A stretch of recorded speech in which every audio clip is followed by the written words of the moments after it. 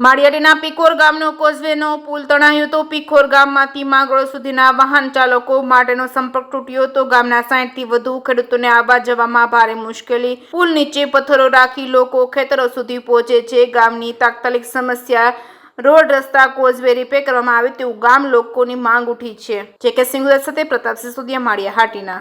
આયા અમારું ગામ પીખોર, હું રહેવાસી પીખોરનો ખેડૂત આઈના છે। અમે મારું નામ સોમગર કાશીગર મેઘનાથી। અમારે અહીં રસ્તાનું બહુ પ્રોબ્લેમ છે, અટાણે કોઈ માણસ હાલી ચલી શકતું નથી, એને માટે અમે સો માણસ ઊભું બે જણા હાથ પકડાવીને હેઠા ઉતરાવીએ બાદના માણસોને, ભાટગામના વાળાઓને આવી છે પોઝિશન।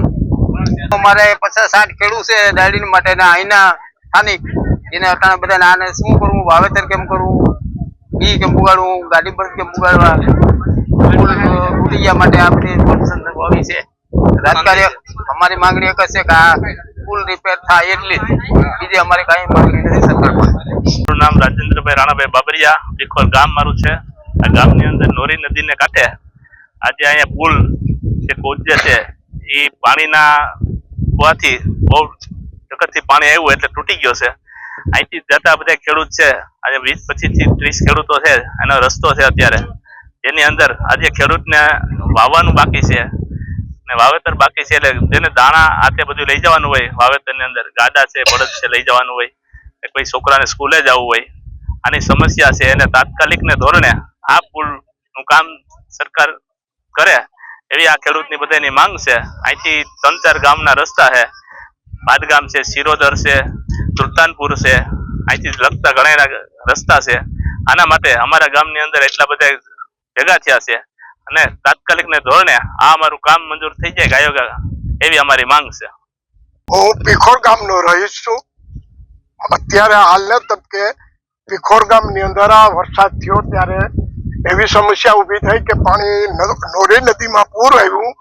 એ પૂરને હિસાબે આ 30 વર્ષનો જૂનો પુલ હતો, એ પુલ ધોવાઈ ગયો છે।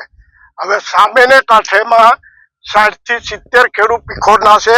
અહીંથી 3 ગામનો રસ્તો છે, ભાટગામ, સુલતાનપુર, શિરોદર, માંગરોળ તાલુકાને આ રસ્તો જોઈન્ટ કરે છે, એટલે અહીંથી બધાને નીકળવાની કાયમી થાય છે।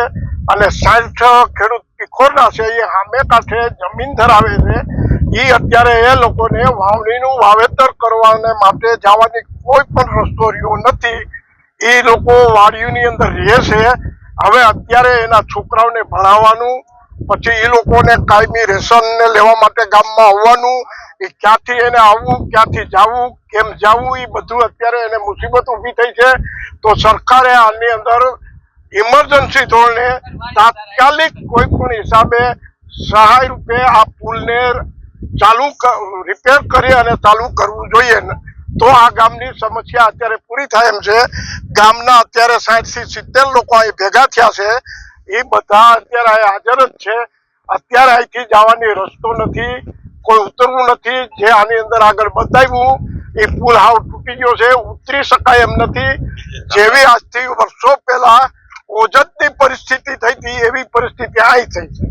આ ફક્ત 60 ખેડૂતની છે, ઓલી આખા જિલ્લાની હતી, પણ આ 60 ખેડૂતને અત્યારે એને વાવેતર ક્યાં કરવું, કેમ કરવું, સાધન કેમ લઈને જવું, એ બહુ મોટી સમસ્યા છે। તો સરકારે અત્યારે ઇમરજન્સી ધોરણે આ પુલને રિપેર કરવું જોઈએ।